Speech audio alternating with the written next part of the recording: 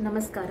ಎಲ್ಲರಿಗೂ ನವರಾತ್ರಿ ಹಬ್ಬದ ಶುಭಾಶಯಗಳು. ನವರಾತ್ರಿಯ 4ನೇ ದಿನದಂದು ನಾವು ದುರ್ಗಾ ಮಾತೆಯ 4ನೇ ಸ್ವರೂಪವಾದ ಕೂಷ್ಮಾಂಡ ದೇವಿಯನ್ನು ಪೂಜಿಸುತ್ತೇವೆ. ಸುರಾ ಸಂಪೂರ್ಣ ಕಲಶಂ ರುಧಿರಾಪ್ಲುತ ಮೇವಚ ದಧಾನ ಹಸ್ತ ಪದ್ಮಾಭ್ಯ ಕೂಷ್ಮಾಂಡ ಶುಭದಾಸ್ತುಮೆ.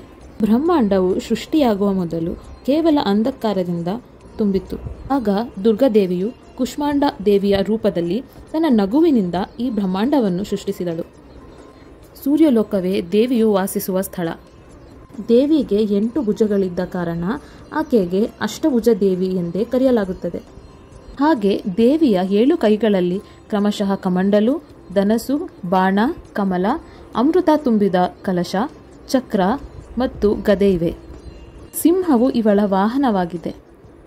ಸಂಸ್ಕೃತದಲ್ಲಿ ಕುಂಬಳಕಾಯಿಯನ್ನು ಕೂಷ್ಮಾಂಡವೆಂದು ಕರೆಯಲಾಗುತ್ತದೆ. ಬಲಿಯಲ್ಲಿ ಕುಂಬಳಕಾಯಿಯ ಬಲಿಯೇ ದೇವಿಗೆ ಪ್ರಿಯವಾಗಿದ್ದು ಈ ಕಾರಣದಿಂದಲೂ ಇವಳನ್ನು ಕೂಷ್ಮಾಂಡವೆಂದು ಕರೆಯಲಾಗುತ್ತದೆ.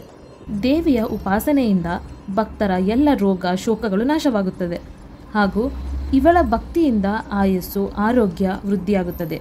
ತಾಯಿ ಕೂಷ್ಮಾಂಡ ದೇವಿಯು ಸ್ವಲ್ಪ ಸೇವೆ ಮತ್ತು ಭಕ್ತಿಯಿಂದ ಪ್ರಸನ್ನಳಾಗಿ ಬಿಡುತ್ತಾಳೆ. ದೇವಿಯು ಹಲವಾರು ಅಸುರರನ್ನು ಸಂಹರಿಸಿ ಶಾಂತಿ ಹಾಗೂ ನೆಮ್ಮದಿಯನ್ನು ತಂದಿದ್ದಾರೆ.